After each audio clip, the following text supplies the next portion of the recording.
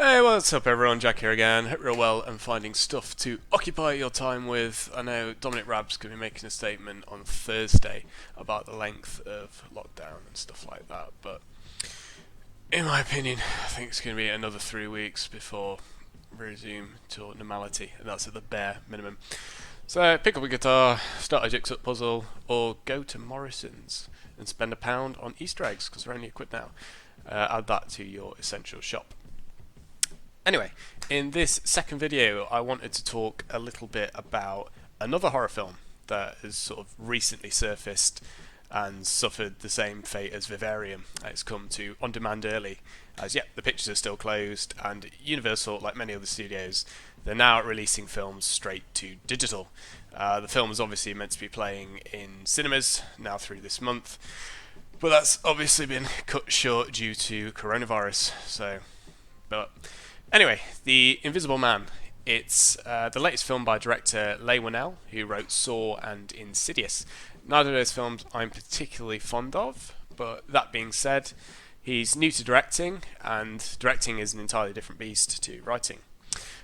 So this is his second film. His first film was a film called Upgrade, and it was a action horror movie, action horror comedy. Really low budget. It was about this enhanced kind of human being, which is, a premise that's been used over and over again, but it's really self-aware about this, and it has heaps of fun with that as an idea. So if you like really dark kind of films with a bit of action, then it's a good movie. So similarly to Upgrade, The Invisible Man is a well-executed low-budget film that's achieved a lot more with that limited low budget than, say, the Universal The Mummy reboot adaptation. So to provide a bit of context, The Mummy was Tom Cruise's attempt at revitalising the classic kind of Universal Monsters property, which they were going to name The Dark Universe. So him and a bunch of execs basically got together and they were scheming to remake Frankenstein, The Invisible Man, Dracula and The Mummy. And it was an attempt to create this kind of Marvel-style universe, which would have been very lucrative for them and, allowed for lots of sequels and stuff like that. But unfortunately for Mr. Cruise, the Mummy completely tanked and it lost loads of money and it was immediately forgettable. You've probably forgotten about it. I've forgotten about it until reviewing this movie. And ultimately it's, crap. Anyway, this failure basically stemmed for them to kind of rethink what they were doing moving forward with a lot of these properties, because not everybody can be the next Marvel or Star Wars. So they've bailed on that idea, and now they've come and restarted their thinking, and have come back with a revised strategy, which is essentially just to make solo pictures, just make movies basically.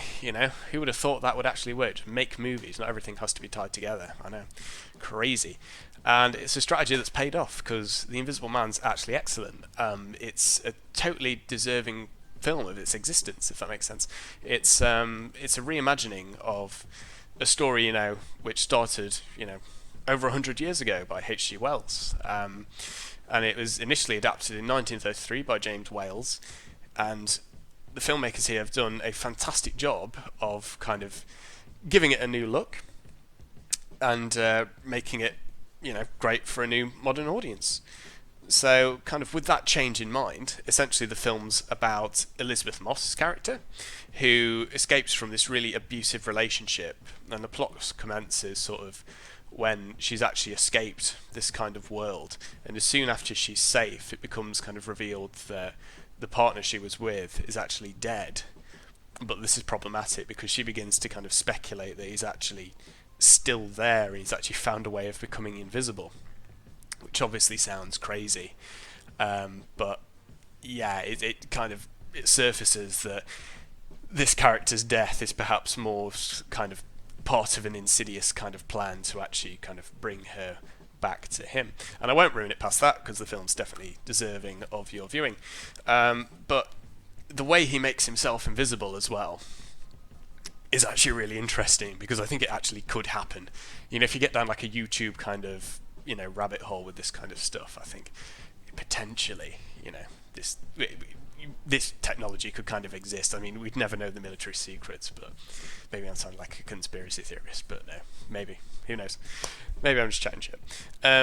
Anyway, you quickly sort of sympathise with Moss's character straight off the get-go. She clearly isn't in a great place in her life, and while it isn't immediately clear kind of the extent or means in which she's being abused, the film's quite inventive in the way that it drops you in kind of at the deep end post kind of a lot of all this happening.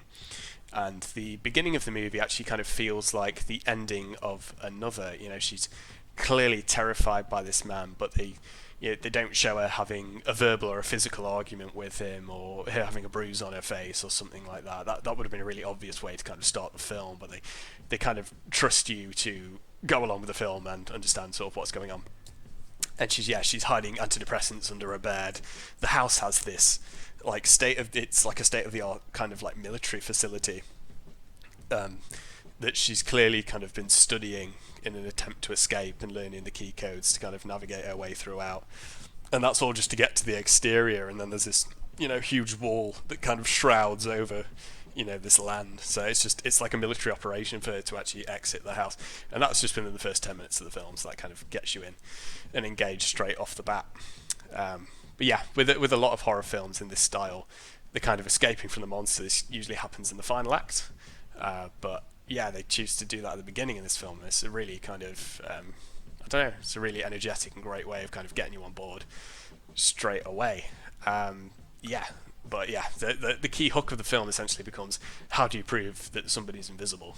And that in itself is, an overwhelming task. How would you prove somebody is invisible? Yeah, we have to watch the movie, I suppose, to find out. But yeah, Moss brings yet another really sensational performance. Like, she's fantastic in The Handmaid's Tale and Mad Men, and once again, she kind of plays these characters that are a victim of toxic kind of masculinity, but she does it in a really kind of amazing way, and a really affirming way that you really understand like the struggle of the character, and you want to be along kind of for the ride with her as she kind of tackles this, and you feel like you're ringside with her as she's kind of beating down this foe, yeah, so that's great. Tonally, the film legitimately kind of makes you feel uneasy throughout. I mean, it isn't like a physically scary monster in the film, isn't an alien or a creepy nun.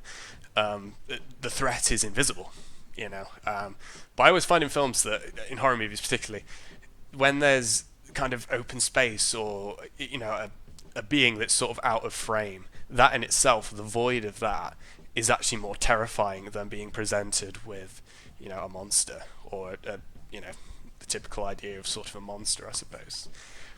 And yeah, and it's like, movies like that are kind of generally I find more scary than movies like Saw, which like they are viscerally disturbing and like nasty for a whole array of reasons, but it doesn't quite tick the right boxes for me necessarily. But this is the same writer as Saw, so he clearly has a real kind of holistic understanding of horror movies and how they work. So yeah, that's great. But like the challenge with this film must have been with the cinematography and the way they frame everything.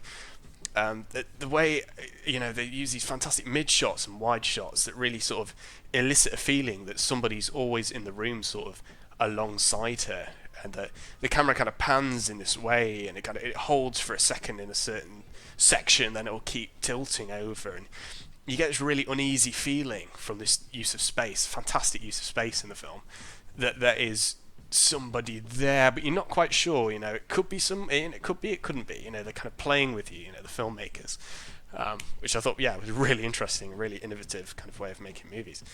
It kind of all boils down to how we've kind of, come to understand films, and we're always kind of focused on a subject, an animal or a person, and in this case, there's nobody there. So that's what kind of keeps you on edge and always focused in the movie. So yeah, I thoroughly enjoyed The Invisible Man. I think it's going to do really well financially, and critics are going to love it. I think critics do love it already. And I hope Universal kind of implement this strategy of just making movies and going back to the old ways. But they probably won't. They will probably give this Dark Universe thing another stab, because the Marvel money is just too intoxicating. They just want to make all that money. But maybe they'll get greedy. Maybe they won't. Maybe they'll keep the budget really low and, you know, mid-level profits. Who knows? Yeah, not me. Anyway, I've really enjoyed doing this review, and yeah, thank you so much for watching to the end, and subscribe if you don't mind, and that's me for the day. Thank you so much.